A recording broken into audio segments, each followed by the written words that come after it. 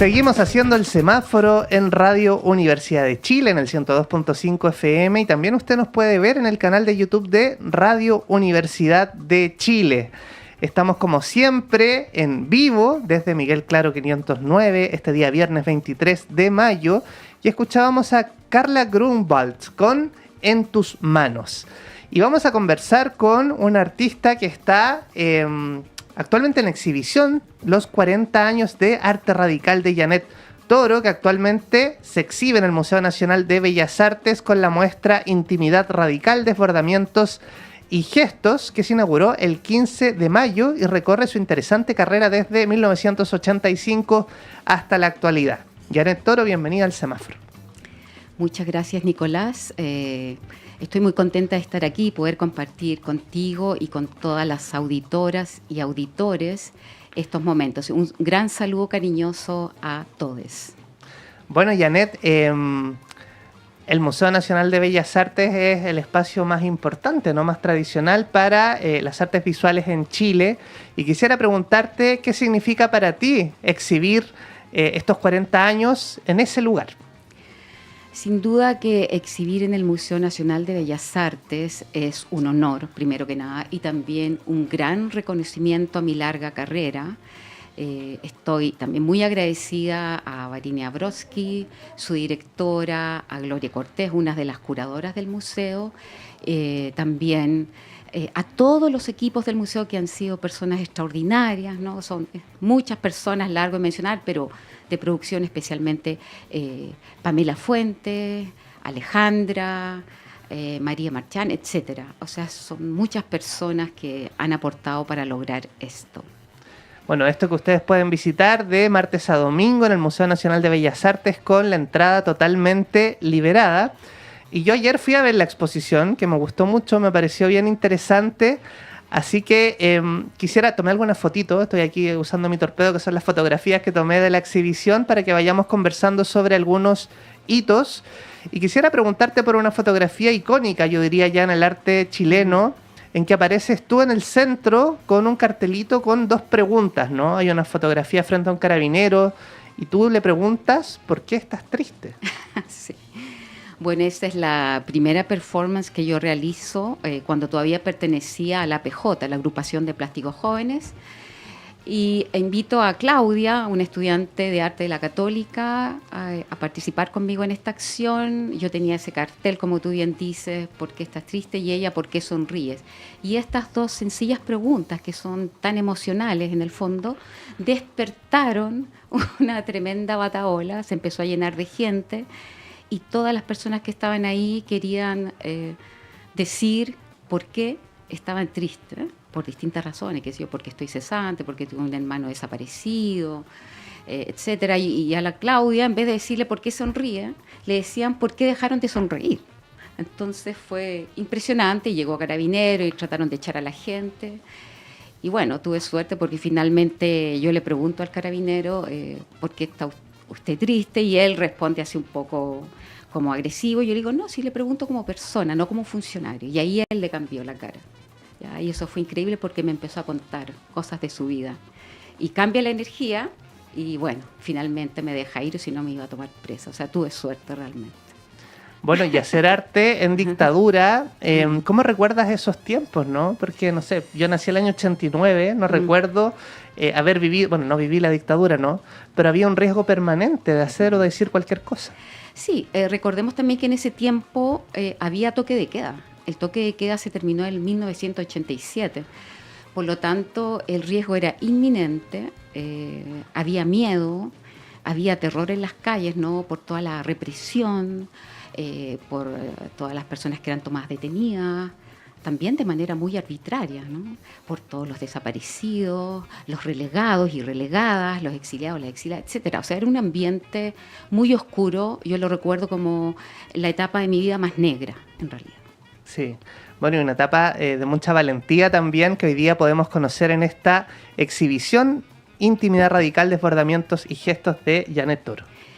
Igual me gustaría recalcar que esta exposición ha sido curada por una experta en arte latinoamericano contemporáneo.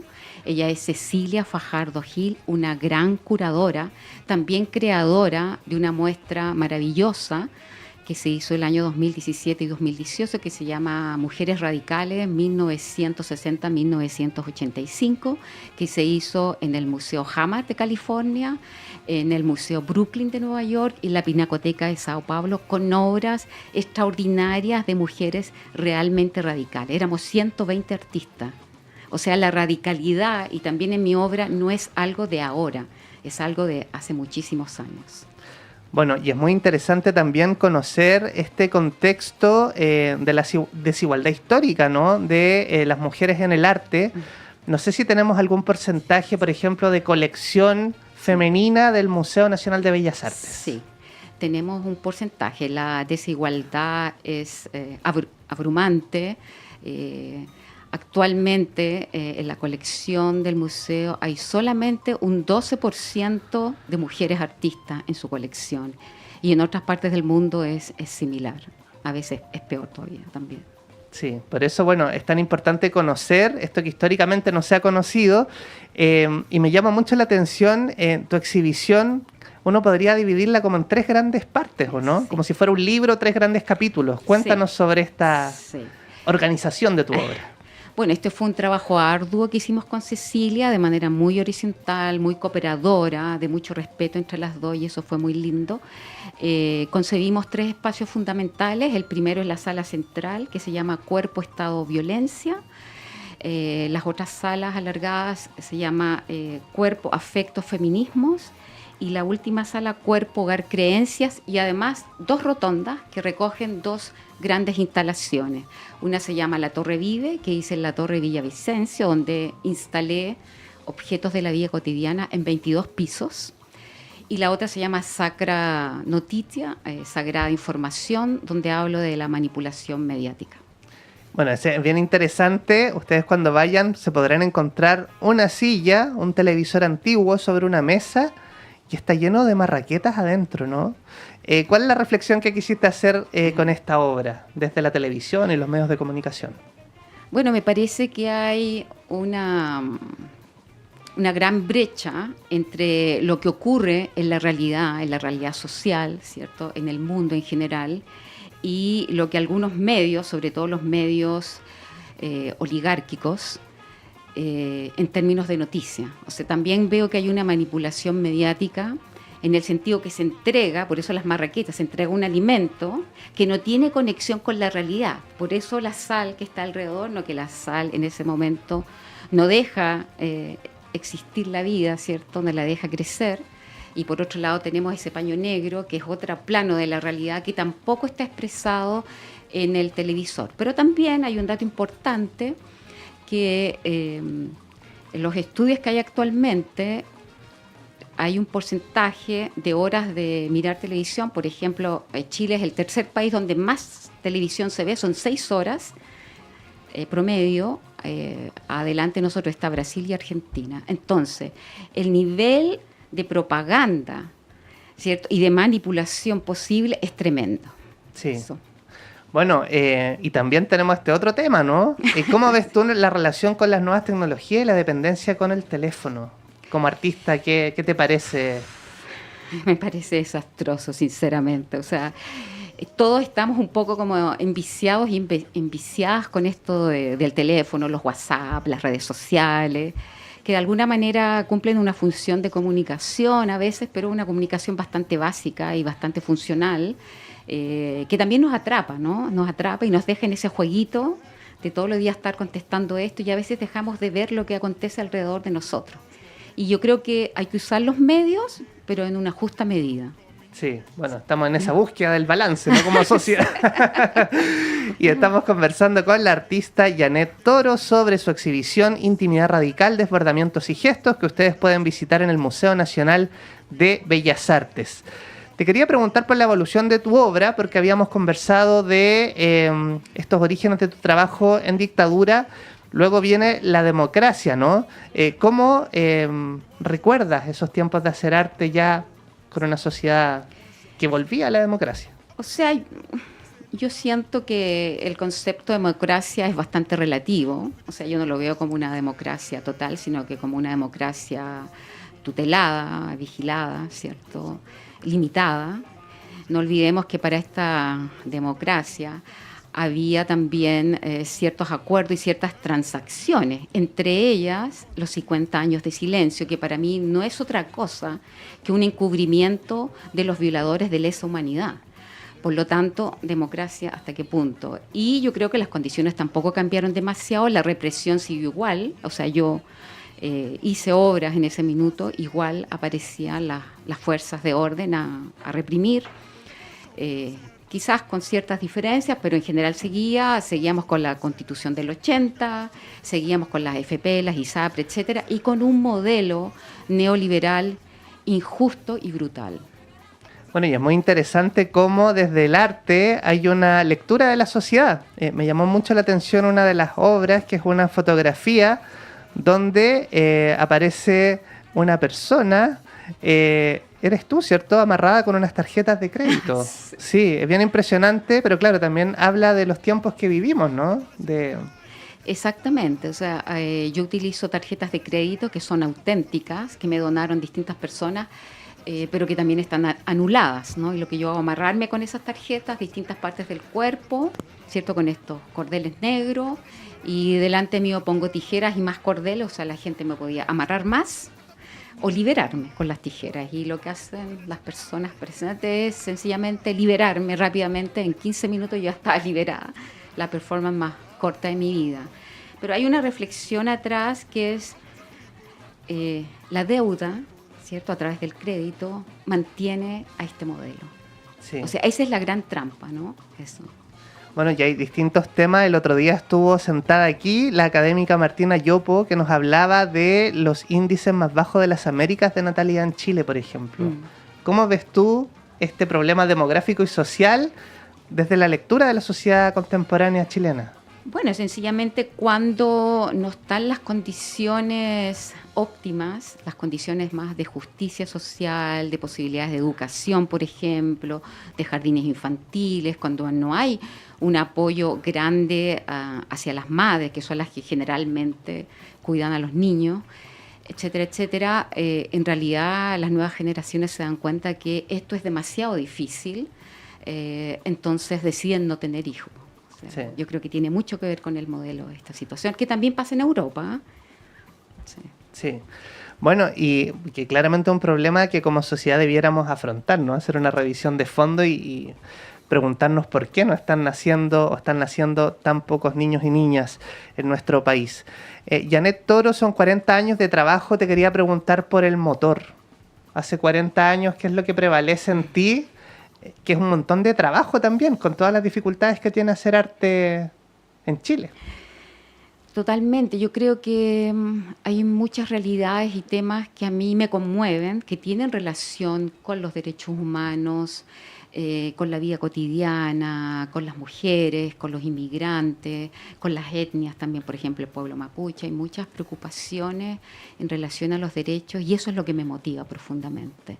Y ha sido desde el principio hasta el día de hoy, son temáticas que persisten, porque también hay muchas problemáticas que no se han solucionado, ¿no?, que están pendientes. Así que ese es el gran motor.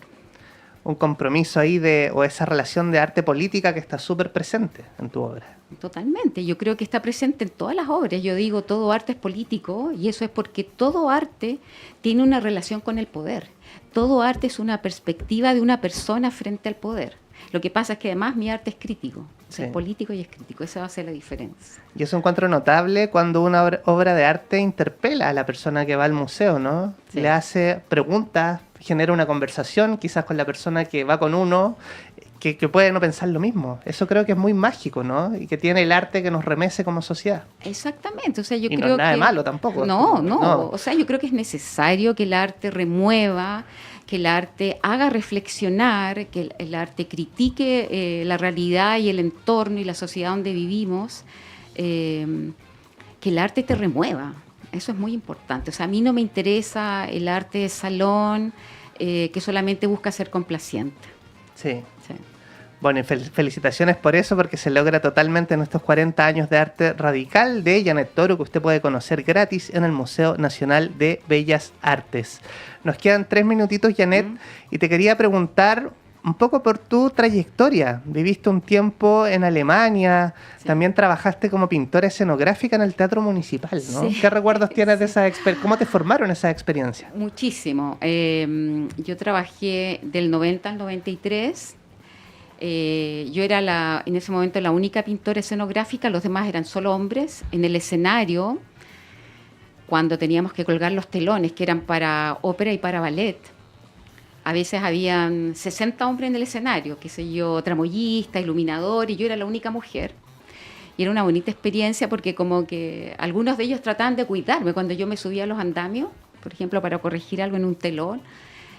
Siempre estaban como pendientes de mí, ¿no?